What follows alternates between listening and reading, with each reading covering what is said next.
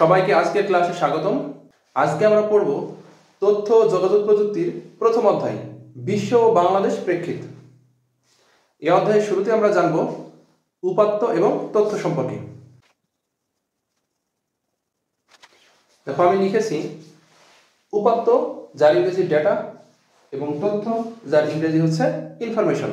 উপাত্ত হচ্ছে তথ্যের ক্ষুদ্রতম একক। অপরদিকে তথ্য বা ইনফরমেশন হচ্ছে উপাত্ত প্রক্রিয়াকরণের পরবর্তী অর্থপূর্ণ ফলাফল। তাহলে এবার আমরা দেখব তথ্য এবং উপাত্তের পার্থক্য।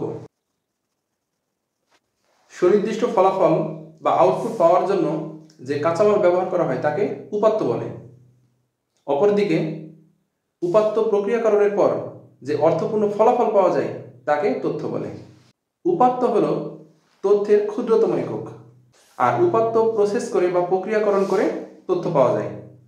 উপাত্ত কোনো বিষয় সম্পর্কে সম্পূর্ণ ধারণা দিতে পারে না, অপরদিকে তথ্য একটা নির্দিষ্ট বিষয় সম্পর্কে সম্পূর্ণ ধারণা দিতে পারে।